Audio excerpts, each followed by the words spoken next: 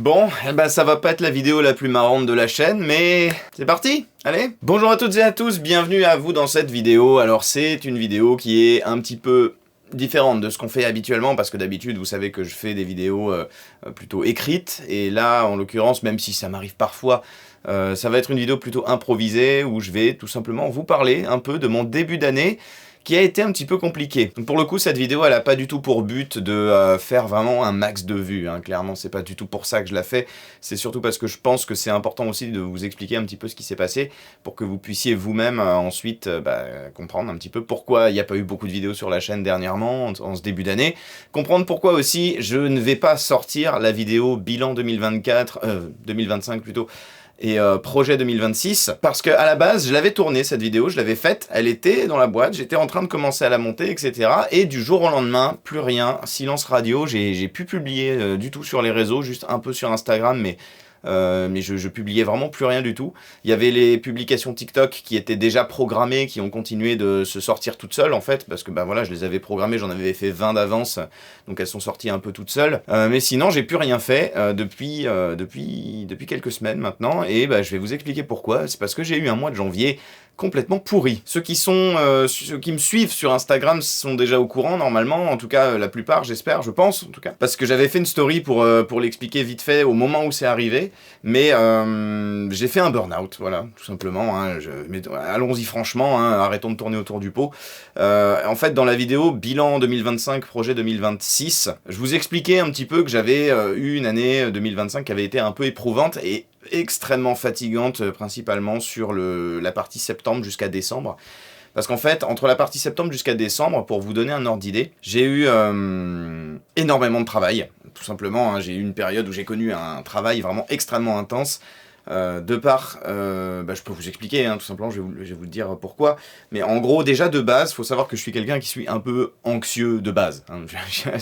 Depuis 2021, j'ai 3 métiers que j'exerce en parallèle. Je suis enseignant, je suis créateur de contenu donc sur YouTube principalement, et je suis aussi auteur depuis 2021, donc j'ai 3 métiers en même temps parce que j'écris des livres, je fais mes vidéos et je fais mes cours. Et jusqu'à présent ça se passait plutôt pas mal, c'était très fatigant, mais je travaillais beaucoup en fait tout le temps quand j'étais en vacances scolaires, du coup, puisque comme je suis professeur, je bénéficie des vacances scolaires. En fait je travaillais déjà mes cours pendant les vacances, je corrigeais les copies. En général les vacances quand on est prof, ça sert à rattraper le retard qu'on a accumulé pendant le trimestre, et ça sert aussi à essayer de prendre de l'avance un petit peu, préparer un peu les cours aussi, etc., corriger les copies. Souvent on pense qu'on est en vacances et on fout rien, en fait si, hein. En tout cas, ceux qui essaient de bien faire leur travail, en général, profitent des vacances pour justement faire tout ce que je viens de vous dire. Mais bref, dans tous les cas, il s'est avéré que j'avais, avec mes 3 métiers, en fait pendant 5 ans, j'ai clairement tiré sur la corde pendant 5 ans. En fait, j'ai été très souvent en train de travailler. En fait, je travaillais tout le temps. J'avais une vie sociale qui n'était pas forcément très développée, ce qui n'est pas forcément très bon non plus pour la santé. Et en fait, je voyais personne, hein. Je suis à la maison avec mon épouse, ma fille maintenant, depuis que je suis papa. Mais sinon, globalement, j'étais très souvent tout seul. Alors depuis 1 an maintenant, je me suis remis à faire du théâtre, donc ça fait qu'une fois par semaine, je vois des copains pour faire du théâtre dans un club. Et puis en général, après on va boire un coup, donc c'est cool. Ça, pour le coup, j'avoue, ça me fait du bien. Ça fait du bien de voir aussi un peu d'autres gens. Je suis absolument fou de mon épouse, hein, et de ma fille, il n'y a pas de problème, mais c'est vrai que ça fait du bien aussi de sortir un petit peu du cadre familial et de voir d'autres gens et de discuter de plein de choses, etc. Donc c'est cool. Et d'en plus de faire un projet commun comme la pièce de théâtre, ça, pour le coup, c'est vraiment agréable. Mais sinon, bref, pour revenir au cœur du sujet, là, en septembre, il s'est passé quelque chose, c'est que j'ai été muté. J'ai changé d'établissement. Alors, c'est scolaire, hein, j'entends, dans le cadre de ma fonction de professeur. Alors, c'est moi qui l'avais demandé, hein, donc il n'y a pas de problème à ce niveau-là. J'ai même eu l'établissement que je voulais, donc j'étais super content. Mais le truc, c'est que comme j'ai débarqué dans un nouvel établissement, d'une année à l'autre, d'un seul coup, j'avais plus du tout les mêmes classes. C'est-à-dire que, pour être assez précis, là où j'étais avant, dans l'ancien établissement où j'exerçais, il y avait des classes que j'avais plus ou moins tous les ans, et ce qui fait que, comme j'avais toujours les mêmes classes, en fait, toujours les mêmes niveaux, au bout d'un moment, comme ça fait 6-7 ans que je suis au même endroit et que je fais la même chose, au bout d'un moment, les cours, je les préparais plus tellement, en fait, parce que je les avais bétonnés de chez bétonnés, ils étaient ultra rodés depuis tout ce temps, donc, en l'occurrence, ça me permettait de pas être trop fatigué, parce que justement, même si j'avais ces 3 métiers en même temps, les cours étaient super prêts, parce que je les avais vraiment bossés depuis 6-7 ans, donc du coup là, à ce niveau-là, j'étais vraiment béton. Sauf qu'en arrivant dans le nouvel établissement, bah, on choisit pas tellement en fait ce qu'on va avoir. Là, en l'occurrence, je me suis retrouvé avec 4 programmes que je devais préparer. 4 programmes, c'est beaucoup, hein. C'est pas mal, hein. En tout cas, c'est pas quelque chose dont j'ai l'habitude. Ça fait que du coup, bah, j'ai dû me mettre à travailler et à préparer des cours, mais de zéro, en fait, je partais de rien. Et donc voilà, donc j'ai fait mes cours, je les préparais et tout, il n'y avait pas de problème, mais j'y arrivais, hein. C'était pas un problème, j'y arrivais, ça c'était vraiment pas du tout un souci. Mais ça a été une charge de travail qui s'est ajoutée, que j'avais moins forcément avant. Le truc qui s'est rajouté aussi, c'est que depuis septembre, enfin depuis l'année dernière, en tout cas en courant 2025, j'ai commencé à vouloir aussi faire des TikTok et des réels sur Instagram par rapport à la sortie de mes livres. Donc vous avez le dernier qui est sorti là, qui est juste derrière moi. Et le truc c'est que bah voilà, je voulais montrer un petit peu ce qu'il y a dedans pour en faire des réels, pour en faire des TikTok, histoire d'assurer un petit peu un suivi, d'assurer que le livre tombe pas complètement dans l'oubli, et puis aussi parce que j'aimais bien faire ça, je voulais les montrer, ces expériences que je fais dans mes livres. Mais voilà, ça s'est rajouté, donc j'ai rajouté encore une couche de travail par-dessus la couche de travail qui existait déjà. En dehors de ça, j'ai continué évidemment de faire des vidéos, j'ai continué de m'occuper de mes livres, parce que du coup, 2025, en octobre, pardon, mon 3e livre qui est là, du coup, est sorti, et du coup, j'ai eu des séances de dédicaces qui ont été programmées, et donc du coup, tous les week-ends quasiment, et là pour le coup, c'est vrai que j'ai eu une séance de dédicaces quasiment toutes les semaines. Et parfois, c'était pas juste une séance de dédicace où vous restez une après-midi dans une librairie et vous signez vos bouquins, etc. Sachant que, bon, même ça, déjà, de base, c'est pas forcément toujours très reposant, hein, parce que vous essayez, quand il y a les gens qui passent devant vous, etc., votre but à vous, c'est d'essayer de parler un petit peu de votre livre. Donc, en fait, vous êtes actif. Si vous restez passif à votre table à attendre que ça arrive, bah, en fait, personne va venir vous voir. La plupart des gens, ils viennent, ils passent, et puis voilà, et c'est normal. Donc, du coup, il faut essayer de les intéresser, donc il faut essayer d'être un peu actif et un petit peu abordant. Même si ça aboutit pas sur une vente, d'ailleurs, hein, des fois, c'est juste le plaisir de parler de quelque chose qui vous tient à cœur, et les gens ils sont contents, c'est communicatif, etc. Des fois les gens ils s'en foutent, c'est pas grave, vous les laissez tranquille. Quoi qu'il en soit, même en séance de dédicace, où vous êtes juste une après-midi sur une chaise à une table de dédicace, faut quand même se montrer un petit peu actif, en particulier quand vous venez et que vous n'êtes pas non plus extrêmement connu, parce que quand vous êtes extrêmement connu, la question se pose pas, il y a une file d'attente interminable devant vous, c'est pas mon cas. Donc si je veux que ça serve pas à rien ma séance de dédicace, il faut que des fois j'aille un peu chercher les gens pour leur parler un petit peu de ce que je fais. Des fois c'était ça, mais des fois c'était aussi des salons carrément, donc là c'est sur tout un week-end, donc ça fait qu'en général je pars le vendredi, quand c'est loin, par exemple comme à Angers, et ensuite je reviens le dimanche soir ou le lundi matin, ça dépend. Mais du coup là, pendant tout le week-end, vous êtes extrêmement actifs, parce que les salons, c'est vraiment, c'est la folie, hein, les salons. Vraiment, c'est quand vous êtes visiteur, on s'en rend peut-être pas forcément compte, mais quand on est à un stand et quand on participe au salon, on est tout le temps en train de bouger de partout et en train de discuter avec tout le monde, etc. C'est très très intense. J'adore ça, mais c'est très intense et ça demande énormément d'énergie. Donc voilà, donc il y a eu ça qui s'est rajouté, et comme je l'ai dit, du coup, j'en avais littéralement une toutes les semaines de séances de dédicaces, que ce soit salon ou en librairie, et c'est extrêmement fatigant parce que ça fait que toute la semaine je travaille et tout le week-end je travaille aussi, du coup, puisque je suis en salon ou en séance de dédicace. Donc voilà, ça a été vraiment une session extrêmement intense. Sachant qu'en plus de ça, c'est rajouté aussi, depuis la sortie du 3e livre, des diffusions, des passages à la télévision. Donc là, j'ai dû me rendre sur Paris pour aller dans les studios de France Télévisions, pour aller... non, à Paris, je crois que j'ai fait que ça. J'ai fait que celle-là. Mais par contre, il y a eu des télévisions, il y a eu BFM qui est venu chez moi, donc on a tourné pendant une après-midi chez moi un petit reportage. Il y a eu 2-3 autres chaînes de télévision. Vous aurez compris, il y a eu énormément de choses à faire. Et en fait, entre septembre et décembre, j'en suis arrivé à la conclusion que déjà à la fin, franchement, le mois de décembre, s'il durait quelques semaines de plus, je pense que je tombais en... Je disais dans ma vidéo bilan 2025 que j'avais tourné mais qui ne sortira pas du coup, je disais dans cette vidéo que si le mois de décembre durait quelques semaines de plus, je finissais en burn-out, c'était sûr. Donc là, il y a eu les vacances de Noël, etc. Les vacances qui sont, selon moi, les moins reposantes du monde, parce que vous avez la famille, etc. Il y a Noël, il y a le Nouvel An, etc. En fait, on se repose pas vraiment hein, pendant les vacances de Noël, mais ça reste quand même pas du travail, là, pour le coup. Donc je vais pas non plus... essayer de faire croire que j'étais en train de bosser. Là, pour le coup, les vacances de Noël, je me suis reposé en famille, etc. Même si c'est pas les vacances les plus reposantes du monde. Ensuite, j'ai repris. Donc là, j'ai repris en janvier. Je reprends tranquillement, je fais mes cours, etc. Je reviens avec une nouvelle vidéo, là, la dernière que vous avez pu voir, qui est la théorie sur la coupe de feu. Je le fais, je travaille dessus, je suis assez content, etc. Et à un moment donné, je sens que c'est de plus en plus difficile de me lever le matin déjà. Ça faisait longtemps, hein, c'est juste que j'étais tellement la tête dans le guidon avant que je m'en rendais pas forcément, je m'en rendais plus tellement en compte, mais c'est vrai que ça faisait un moment que ça devenait vraiment extrêmement difficile de se lever le matin, alors que je dormais, je me couchais pas si tard que ça, quoi. Et le lendemain, j'étais quand même épuisé, j'étais quand même fatigué, et à un moment donné, il y a eu une sorte de gros craquage, si vous voulez, en gros, c'est arrivé un lundi soir. Lundi soir, je rentre chez moi, je m'occupe de ma fille, etc., donc on la couche, on la met au lit, et à 21h, je suis épuisé. Mais vraiment, je n'ai plus un gramme d'énergie. Et je dis à ma femme, bah, écoute, je suis désolé, je vais aller me coucher, je vais même pas manger. En fait, je tombe de fatigue, quoi. Donc je me couche et je m'endors, mais instantanément. Vraiment, c'était immédiat. Et le lendemain, je me réveille. J'avais dormi 11 heures. Et là... j'ai discuté avec pas mal de gens qui ont fait un burn-out et apparemment c'est un truc qui arrive assez fréquemment de ce que j'ai compris. Mais là je l'ai vécu, quoi, une espèce d'effondrement, une espèce en fait tu te prends un mur dans la tronche, quoi.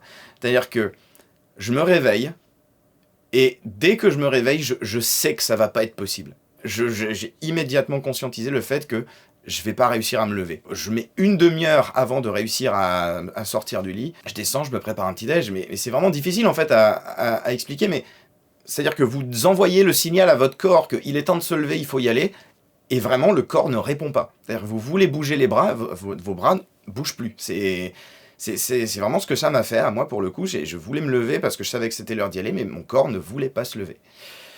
Au bout d'un moment, j'y arrive, au bout de 30 minutes, mais vraiment à la dernière seconde avant d'être en retard à mon premier cours.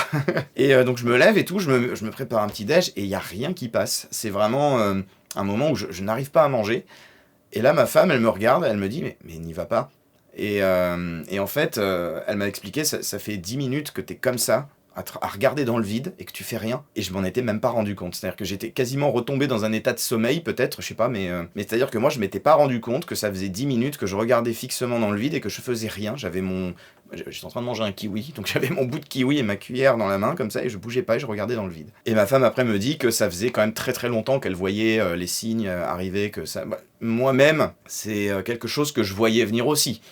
J'avais un peu anticipé le fait que ça allait arriver, parce que je travaillais énormément, je savais que ça allait finir par me tomber sur le coin de la tronche, je savais juste pas quand, et je pensais pouvoir tenir jusqu'à une certaine date. Parce qu'en fait, pour absolument tout vous dire, à la base, le projet c'était, parce que je voyais bien que la situation était plus tenable et que ça commençait à être vraiment très très gourmand en énergie et que ça commençait vraiment à nuire à ma santé en fait, parce qu'avant ça je faisais des insomnies, quelque chose que je renvoie peut-être pas forcément en vidéo où j'essaye d'à chaque fois me montrer sous un bon jour, hein, mais je devenais très irritable, je m'énervais très très facilement. Je tapais personne, hein. Mais par contre, je m'agaçais très très vite et très facilement et pour rien. Et il y avait pas mal de signes comme ça, j'étais tout le temps malade aussi, je tombais malade vraiment toutes les 5 minutes. Là pour le coup, vous avez même pu le voir, puisque dans la plupart des vidéos où ça arrivait que pendant des mois et des mois, j'ai la voix complètement pétée. Donc voilà, il y avait beaucoup de choses qui commençaient à jouer sur ma santé. Et à un moment donné, j'avais prévu d'arrêter l'une de mes 3 activités pour pouvoir me consacrer pleinement aux 2 autres. Et en l'occurrence, l'idée, c'était de quitter l'enseignement pour pouvoir me consacrer aux vidéos et à l'écriture de mes livres, parce que j'ai énormément de projets, parce que c'est vraiment ça qui me fait vibrer en fait. C'est vraiment ce qui fait que je suis content de me lever, je veux dire, tous les matins, c'est de savoir que je vais écrire, que je vais faire des vidéos, que je vais tourner, que je vais monter, que je vais vous parler, que je vais faire des choses et tout. Même si les cours, c'est quelque chose qui m'a plu à un moment donné, bah là c'est beaucoup moins le cas qu'avant en fait. À un moment donné, ça a été vraiment un truc qui me passionnait, ça a été vraiment quelque chose que j'ai aimé faire. Mais YouTube grandit et mon intérêt, on va dire, pour ce métier-là diminuait petit à petit, alors que ma chaîne à côté était en train de grimper un petit peu. Donc du coup, forcément, maintenant que je peux décemment en vivre sans trop m'inquiéter, je me disais, bah écoute, est-ce que ce serait pas le moment, du coup, d'arrêter l'une de ces 3 activités-là, à savoir l'enseignement, pour pouvoir te consacrer pleinement à YouTube, etc. Parce que là, c'est juste plus possible, je suis trop fatigué, en fait, je peux plus faire ces 3 trucs-là en même temps, ça devient difficile à tenir. J'avais prévu de finir l'année, et de prendre une année de dispo pour aller, et je l'ai demandé d'ailleurs, j'ai demandé une année de dispo à l'enseignement, parce que comme ça, si jamais ça marche pas à YouTube, bah, au moins j'ai toujours ce filet de sécurité qui me permettrait de revenir dans l'enseignement, si jamais YouTube s'effondre, que ça marche plus aussi bien qu'avant, et que finalement je peux plus en vivre, bon bah au moins c'est pas grave, j'aurai la porte de retour qui me permettrait de revenir dans l'enseignement. Sauf que là, à ce moment-là, donc moi je pensais pouvoir tenir jusqu'à la fin de l'année, et ensuite reprendre en septembre avec YouTube, à 100%, et l'écriture des livres, etc., et faire tout un tas d'autres choses, parce que en fait j'ai énormément de projets, j'ai énormément d'idées, énormément de choses que j'ai envie de faire autour de tout ce qui gravite autour de l'écriture, autour de la création de contenu, autour de plein de choses. C'était beaucoup moins compatible avec le fait de rester enseignant, tout ça. Donc c'est pour ça aussi que je voulais me lancer à temps plein sur d'autres activités qui me passionnent vraiment beaucoup pour le coup et qui m'animent au plus profond de mon être. Il s'avérait que j'ai pas pu tenir jusqu'à la fin de l'année et que j'ai eu cette session là où j'ai eu le choc en fait quelque part, où je me suis pas levé, j'ai pas réussi à me lever, donc j'ai appelé mon boulot, je leur ai dit bah désolé, ou j'ai envoyé un mail, bref. Peu importe. J'ai prévenu mon travail que je pourrais pas venir aujourd'hui parce que raison de santé. Je suis allé chez le médecin m'a mis en arrêt et à partir de là, c'est simple, je suis rentré chez moi et j'ai dormi pendant 48 heures. Voilà. J'ai passé 2 jours entiers à ne faire que dormir. Je n'avais pas la force de faire quoi que ce soit. Je ne mangeais pas, je me levais uniquement pour aller aux toilettes. Et voilà, et en fait j'ai perdu 4 kilos en 2 jours parce que je m'alimentais plus, je dors. Voilà, je ne fais que dormir. Puis ensuite je me repose, j'ai pris un peu de temps pour moi, j'ai passé un peu de temps à regarder des DVD. En fait, ça faisait des années que j'avais pas fait ça. Je m'en suis rendu compte en le faisant que ça faisait des années que je m'étais pas posé dans mon canapé, mis un DVD et juste regardé le DVD. C'est aussi parce que je pouvais rien faire d'autre. Hein. Physiquement, j'étais incapable de faire quoi que ce soit d'autre qu'un truc qui demande aucune activité. Il fallait que je sois absolument passif, parce que je n'avais pas la force de faire quoi que ce soit. Mais vraiment, quoi. On pourrait croire que c'est de la fainéantise, mais vraiment, je me considère comme quelqu'un, vraiment, je suis pas feignant, quoi. J'ai fait pendant 5 ans, 5 métiers en même temps, sans broncher et sans me plaindre, et avec plaisir. Parce que des fois, j'ai peur qu'on pense que j'ai fait juste un coup de mou et que j'ai été fainéant, etc. Non, vraiment, j'avais pas la force de faire quoi que ce soit. Donc du coup, je regardais des films et puis j'attendais pour aller chercher ma fille. Et quand j'allais chercher ma fille, je jouais avec elle. Passé les 2 premiers jours, après, je recommençais à avoir un peu de l'énergie. J'ai mis 1 semaine avant de retrouver vraiment de l'appétit. C'est comme ça que j'ai pu commencer à reprendre un petit peu certaines choses, même si pas totalement passé, je continue un peu de régulièrement faire des crises d'angoisse, des trucs comme ça, donc ça pour le coup c'est quelque chose, c'est un peu bizarre de dire ça, mais que je sais gérer à peu près, parce que en fait je suis quelqu'un qui suis un peu, comme je le disais, anxieux de base, et des crises d'angoisse, j'en ai fait par le passé. Et du coup, j'en ai fait même beaucoup. Du coup, maintenant, quand ça arrive, je sais à peu près ce que je dois faire. Je sais qu'il faut que je me mette, que je sorte tout de suite de la situation qui me stresse, que je me mette à part et que je respire, que je me calme, etc. Et après, en général, ça finit par passer. Ce qui m'évite de partir vraiment en live, parce qu'il y a vraiment eu des moments où la crise d'angoisse devenait présente, on va dire, qu'elle prenait vraiment le dessus. C'était il y a quelques années, maintenant c'est un peu moins le cas. Et là, par contre, ça revient, parce que forcément, après le burn-out, je suis dans une situation où mon boulot m'a énormément stressé. Et c'est-à-dire que pour vous dire, à un moment donné, je vous raconte vraiment comme ça vient. Hein. Pour le coup, il n'y a rien qui est écrit, c'est au fur et à mesure de ce que j'ai envie de vous raconter. Mais à un moment donné, j'ai été faire le marché, il y a 2 gamins qui viennent, qui devaient avoir 16 ou 17 ans, qui viennent me voir, et à un moment donné, ils me disent « Ah, bonjour, on fait un micro-trottoir, est-ce que ça vous dérange si on vous pose quelques questions, etc. » et tout. Et sur le moment, moi, j'étais vraiment volontaire, j'avais vraiment envie de le faire, ça. J'étais là « Ah bah oui, si vous voulez, il n'y a pas de problème. » Et il me montre la feuille avec marqué 3 questions. J'ai entendu la première. Je n'ai absolument pas entendu les 2 autres, parce que j'ai commencé à avoir ma tête en fait, j'ai commencé à me sentir partir, quoi. C'est vraiment ça. Quasi faire un malaise. J'ai absolument rien entendu des 2 autres questions. Je n'ai pas compris ce qu'ils m'ont dit, alors que c'est un langage intelligible. Hein. Pour le coup, il y avait rien d'incompréhensible, je pense. Et j'ai commencé à sentir mon cœur qui part dans tous les sens, commencer la gorge qui se serre, etc. Le début typique de ce que ça me fait quand j'ai une crise d'angoisse. Et en fait, voilà, juste de me retrouver dans une situation où il y a des adolescents qui viennent me poser une question, ça m'a remis dans une situation qui ressemble un peu à ce que je fais au travers de l'enseignement. Finalement, ça ressemble à ça. Hein. Vous faites un cours, il y a des gosses qui vous posent des questions. Voilà. Et rien que le fait d'avoir un stimuli qui me rappelle l'enseignement, mon corps a fait un...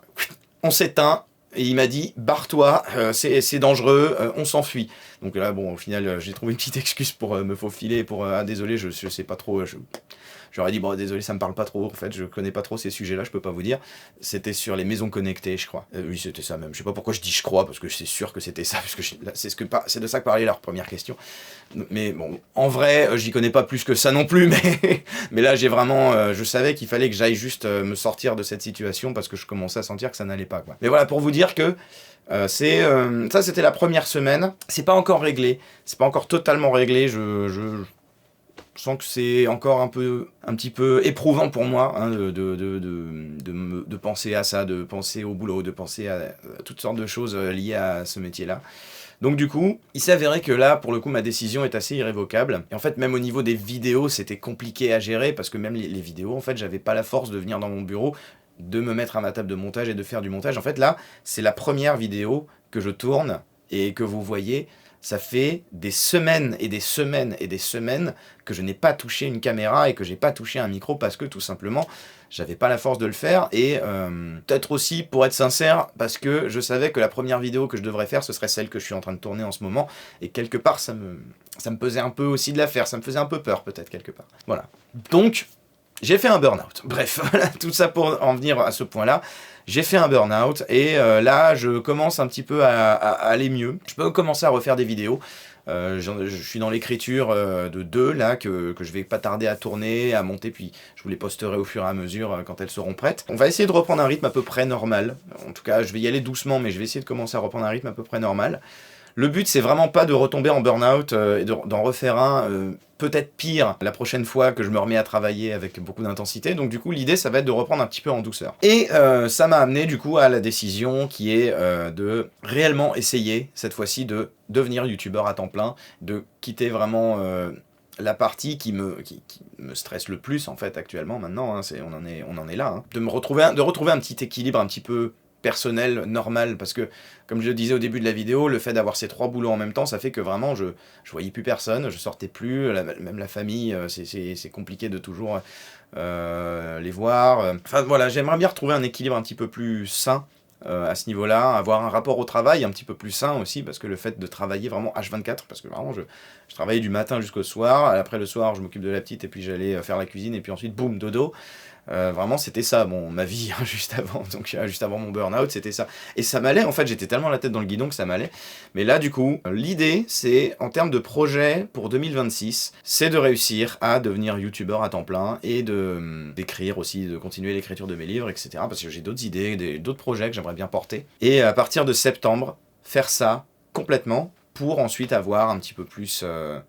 une vie un petit peu plus normale, on va dire, un petit peu moins orientée sur le boulot et que sur le boulot. Voilà, donc j'ai décidé que ça allait se passer comme ça. Je vais essayer de faire en sorte que ça se passe comme ça. On verra si j'y arrive, on verra si ça fonctionne. De toute façon, si ça fonctionne pas, je me fais pas trop de soucis parce que j'ai jamais rechigné à travailler, jamais rechigné à faire quelque chose de mes 10 doigts. Donc je pense que c'est possible que ça fonctionne très bien et que j'ai une vie qui m'aille vraiment très très bien, très équilibrée. Parce qu'en fait, travailler dans l'audiovisuel, pour être...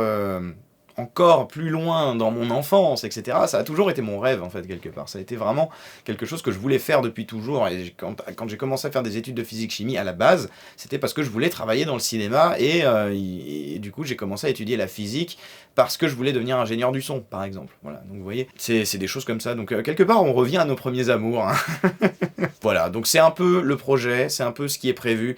En plus, bon, je vous passe un peu les détails, mais j'ai vraiment eu un mois de janvier de merde. Il y a eu ça, mais il n'y a pas eu que ça. Il y a d'autres choses dont j'ai pas forcément envie d'en parler, parce que c'est vraiment beaucoup plus personnel, là, pour le coup. Mais j'ai eu d'autres problèmes pendant ce mois de janvier qui m'ont un peu mis des bâtons dans les roues et qui m'ont un peu affecté aussi. Donc voilà, si j'ai fait cette vidéo, c'est avant tout pour vous expliquer le pourquoi du comment. Et pour remplacer quelque part aussi la vidéo bilan 2025, projet 2026, que je ne vais pas faire, parce qu'elle est plus à jour en fait, parce que quand je l'ai faite, j'avais pas encore fait mon burn-out, et j'étais encore en train de dire, on va faire plein de vidéos, ça va être trop bien, machin. En fait, dans les faits, maintenant, vu l'état de santé dans lequel j'étais il n'y a pas si longtemps que ça, et vu que là, je recommence à en faire tout doucement, va vraiment falloir que j'y aille en slow motion. Donc on va essayer de faire ça correctement, on va essayer de pas se remettre dans la sauce au niveau santé trop rapidement. Il y avait beaucoup de vidéos que je voulais faire en 2025 et que j'ai pas pu faire parce que j'ai pas eu le temps en fait, parce que j'ai tellement travaillé et j'étais tellement sur plein de fronts à la fois qu'il y a beaucoup de vidéos que j'ai pas eu le temps de faire. Bon bah déjà ces vidéos là, elles vont sortir. Si vous voulez, je peux vous mettre les miniatures juste là. Tiens, voilà, je vous mets les miniatures juste ici pour que vous puissiez voir un petit peu à quoi vous pouvez vous attendre pour les prochains mois. Il y a beaucoup de choses que j'ai envie de faire, beaucoup de choses que j'ai envie d'entreprendre aussi. N'hésitez pas à me suivre sur tous les réseaux que j'ai, hein, si ça vous intéresse, hein, parce qu'il y a beaucoup de choses que je fais qui sont exclusifs à certains réseaux. YouTube, par exemple, c'est un réseau particulier, mais où je fais les vidéos, c'est celui sur lequel vous avez probablement l'habitude de me voir. Mais par contre, je fais aussi des trucs sur Instagram, sur TikTok. J'ai 2-3 autres canaux où je publie de temps en temps. Donc n'hésitez pas à aller regarder un petit peu ce que je fais ailleurs. Je vous invite également à aller voir mes livres, hein, tant qu'à faire. Ça, j'aurais tort de pas vous en parler. C'est quand même des gros projets que j'ai portés pendant des années. Et sur ces bonnes paroles, bah, je vous dis à bientôt. Je reviendrai dans très peu de temps là, parce que j'ai une vidéo que je voudrais faire sur Hunger Games. Donc la prochaine vidéo, elle parlera d'Hunger Games, sur justement, on va analyser un petit peu le trailer qui est sorti sur le prochain film et qui sort le 20 novembre, si je dis pas de bêtises. Et donc voilà, donc on va reparler d'Hunger Games, ça vous pouvez en être sûr, parce que vraiment, il y a beaucoup de choses à dire. Très content en tout cas de pouvoir revenir, très content d'être capable, là maintenant que j'arrive à la fin de ce tournage, je me rends compte que aussi je suis capable de le refaire, alors qu'il y a quelques semaines, vraiment, j'étais incapable de me mettre devant une caméra, je me sentais pas du tout de le faire là. J'ai réussi à aller au bout. Déjà, c'est une petite victoire. Sur ces bonnes paroles, je vous fais tout plein de bisous. Je vous remercie énormément pour tous les messages de soutien que j'ai reçus sur Instagram, parce que c'est vrai que j'ai pas pu répondre à tout le monde tellement j'en avais. J'en ai reçu des dizaines et des dizaines de gens qui m'ont envoyé leur soutien. Donc un grand merci, j'ai beaucoup de chance d'avoir une communauté aussi bienveillante telle que vous. Pas forcément le cas de tous les créateurs hein, de contenu sur internet, donc là moi pour le coup j'estime que j'ai beaucoup de chance. Et donc voilà, bah, c'est tout en fait. Je vais pas vous dire les trucs typiques de la fin de la vidéo, abonnez-vous, machin. On va finir là-dessus. C'est pas une vidéo qui est faite pour faire la promo de la chaîne, c'est vraiment une vidéo purement informative pour vous raconter ce qui s'est passé, parce que c'est quand même quelque chose qui m'a beaucoup affecté, qui va peut-être encore m'affecter encore quelques temps. Voilà, je pense que c'était important aussi de vous le dire. Et même pour moi, c'est peut-être un peu thérapeutique le fait de vous en parler. Donc voilà, je vous remercie encore une fois, je vous dis à très bientôt et je vous fais tout plein de bisous, ciao. C'était Exio.